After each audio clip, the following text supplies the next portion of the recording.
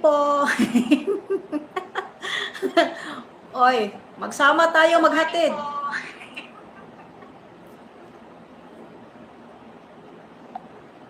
Good morning po. Hello, babe. Mega love shout out po, Mariel Vlog. Mega love shout out po, Madam Teresa D. Mega love shout out po. Shout out po sa ating lahat. Oh, ngayon. Oh, hindi kayo makiramay. Ihatid na po sa huling hatungan. Si Federico Santos. Si Kuya Bal po ang maghahatid.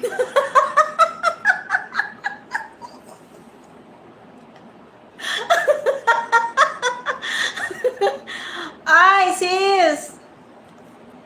Hello, sis Ason 60. Panalo po tayo. Panalo. Shout out si Sasa. I miss you. Ayan po. Muna tayo sa social media. Okay lang po, but I love you so much po. Ay! Kuya Bal, shout out. Ihatid po natin sa huling hantungan. Ano nangyari?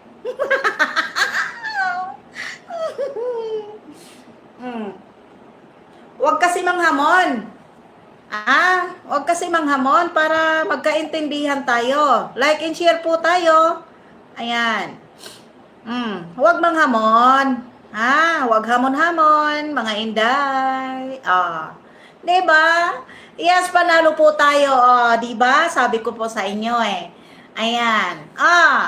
Ihahatid po sa huling hantungan si Federico Santos na walang ibang ginawa. Hello po. Ayan, Ling Son TV. Mami Sil PH, mega love shout out po. Diba? I love you so much, Tita Aso. Sis Ason, I love you so much. And I miss you po.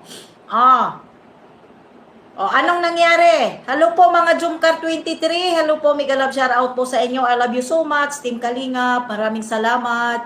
Ayan po, no? Siyempre po sa team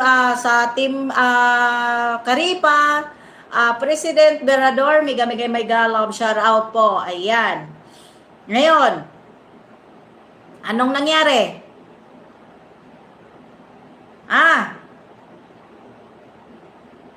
Bira ka kasi ng bira eh. Wala ka na sa tamang pag-iisip, birada ka ng birada, hindi mo alam kung anong mangyayari. Ang tinitira mo pa naman ay yung mga angel na wala naman pong kinalaman sa issue. Huwag kasi bira ng bira. Bira ka ng bira. Birada ng bira. Sige. Go. Sa tingin nyo po ba? Diba? Sa tingin nyo po ba matutuwa ang mga supporters sa ginagawa mo? Ngayon, may kaya pa bang ibira? Si Terlianis natalo. Oo nga, natalo po si Terlianis, tita. Sis Ason. Ayan, Ma'am DC Sol Mendoza, I love you. I love you, CEO Marine Mel, ang Sis Ason. I miss you so much. Sana po makita ko kayo paminsan-minsan kahit isang beses sa isang araw. Nakakapanghina. Ngayon. Akala ko po ba iyayanigin mo ang Kalingap at pababagsakin ninyo ang Team Kalingap at sa pananawagan ni Rowinem na ang pera daw. Diba? Sa kapal ng mga pagmumuka ninyo, ikaw Rowinem, baka sa hindi magtatagal, aywan ko lang, may nakakakita sa inyo dyan sa sa SM Daet. May kasama kang lalaki. Tama po ba yan? Isang minor ni edad, may kasama kang lalaki. Hindi po ba dapat si Melanie ang kasama ni Rina dyan? Bakit? Bodyguard mo? Bodyguard? Baka naman sabihin mo, nagsinungaling na naman po kami. Buntis si Melanie, hindi ba? Tapos wala kayong kasulatan diyan sa pag-alaga ng bata at hindi pa tapos ang usapan diyan sa Kalingap kay Rina. Hello po sis Estela Ayuso, mega love shout out po. Ayan, lumalaban ng patas si Terlianis. Di ba? Sa tingin ninyo, sa tingin ninyo matutuwa ang mga supporter na hindi ka na wala ka na sa isyo? wala ka na sa topic, tapos isasama mo mga angel sa pangbabastos mo? Kung galit ka kay Kuya Bal ka magalit. Eh bakit hindi mo ipagtatanggol ngayon? At bakit hindi mo itatanong kay Ruwinim ngayon kung matapang ka? Ha, Tukmol? Ha? Kung matapang ka, Tukmol, itanong mo kay Ruwinim kung sino ang kasama niya. At kung ano ang nangyayari at nasaan po ba si Melanie? Kung talagang mahal ninyo si Rina. At kapakanan ninyo ang inaalagaan ni Rina. Diba? Kung kapakanan ang inaalagaan ninyo para kay Rina, bakit hindi ninyo matanong-tanong yaan ang mastermind ninyo? Na anong ginagawa niya dyan sa bahay ni Rina at nasaan si Melanie at bakit may kasama silang lalaki? Oh, hello po Gray, mega love shout out po si Sir Gray, ayan po. No, ayan Kalinga Vlog Grace, mega love shout out po, ha? Oh, anong nangyayari? Oh, nakatunog ba? Kasi foul ka na sa ginagawa mo. Hindi na topic, hindi mo dapat itapik ang hindi mo baluarte. Kung si Kuya Bal, galit ka kay Kuya Bal, ilaban mo yung karapatan mo para kay Rina. Hindi yung mga issue ng Kalingap Angel na hindi mo baluarte ay babastusin at pakialaman mo at sinungaling ka pa. Ha? At sinungaling ka pa. Ha? Diyan ka nagkakamali. Diyan ka nagkakamali kahit anong gawin pa ninyong laban para sa Kalingap, para kay Rina. Napunta yan sa inyo si Rina. Dahil kinidnap ninyo. Bakit tinawag na kinidnap si Rina? Dahil hindi pa tapos ang kasulatan ni Melanie. Diyan. Ha? Oh. Bakit nasasabi ni Kuya Bal na kinidnap ninyo si Rina? Dahil si Kuya Bal po ay hindi pa po si Melanie nakipagkasundo kay Kuya Bal para tapusin ang usapan nila sa barangay. Oh, Sir Ricky Boy, mega love shot. Ayan, Mama Risa Moraleda, I miss you po. Ay, bakit kayo nakikita ako na kayong may mga bulaklak? Ay, happy naman ako. Oh, di ba? O sa tingin ninyo, ikaw Tukmol, hindi ka po ba nagkakamali na okay naman sana banggain mo ang Kalingap Diyan sa isyu na pinaglalaban mo. Hindi mo dapat isali at bastusin ang Kalingap Angel dahil hindi mo yun baluarte. At sa ginagawa po ng Telyasiri ni Kalingap Rab, may mga permiso yan at legally at legal. Si Kalingap Rab ang nagiging director sa kanila. Ayan, host, umaalma ba ang lulo mo? Umaalma. Kumukulubot lalo ang itlog. Dahil wala naman po talaga siya sa wala naman po talaga na pumapasok siya sa baluarte na hindi na po sa kanya. Samantala po, hindi niya masita-sita si Ruwinim. Maitanong, sino po ba, totoo po ba na sino po ba ang kasama mo na mga lalaki nung nagpunta ka ng SM dahil may isang Kalingap partners na nakakakita? Tapos, mismo po, dyan sa tinitirahan nila, actually talaga, akala ninyo walang mata? Akala ninyo walang mata? Huwag kasi kampante.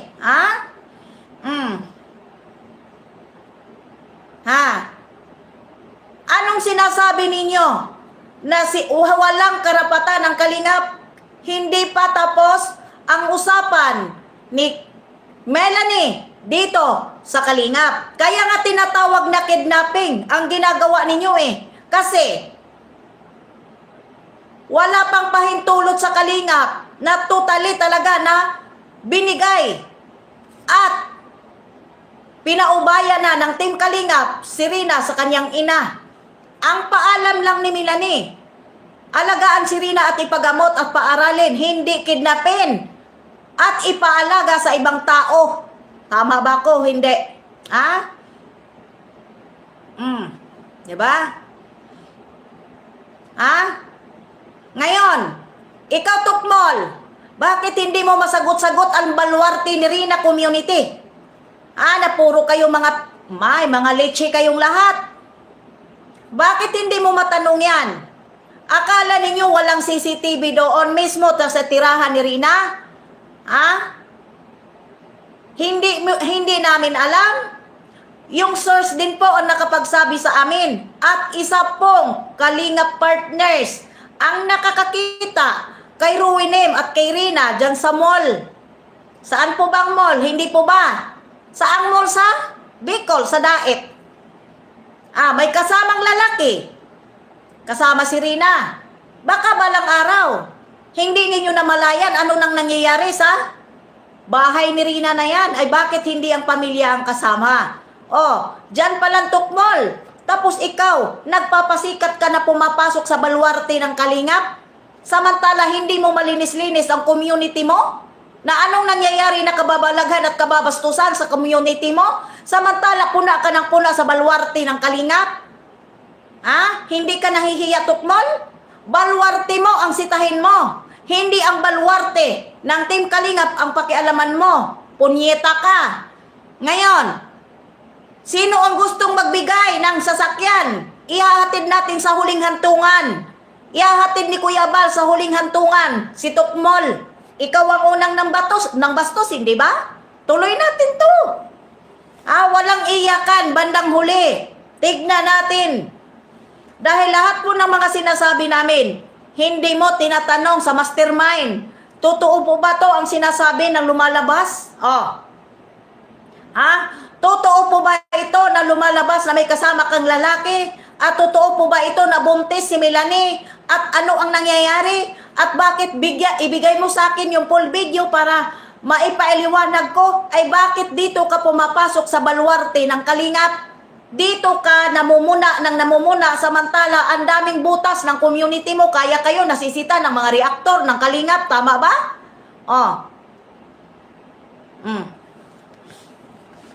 Diba? Hindi ka tantanan ni Kuya Bal. Sige lang. Ba akala mo nananakot lang? No. Ikaw ang unang ng bastos ng Kalingap Angel. Anong sabi mo? Nanginginit ka? Anong sabi mo? Manginginit ka kapag ginaganyan ka ng babae? Ikaw nagsabi niyan.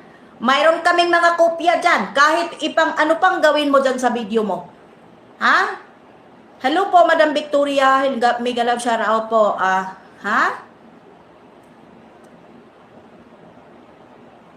Diba? Correct po, correct po Kalingap Grace. Diba?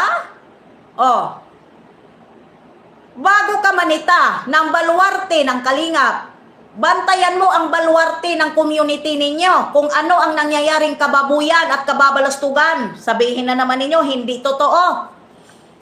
Akala ninyo walang CCTV doon din po? Lahat may CCTV. Pati nga siguro ang kaluluwa natin may CCTV.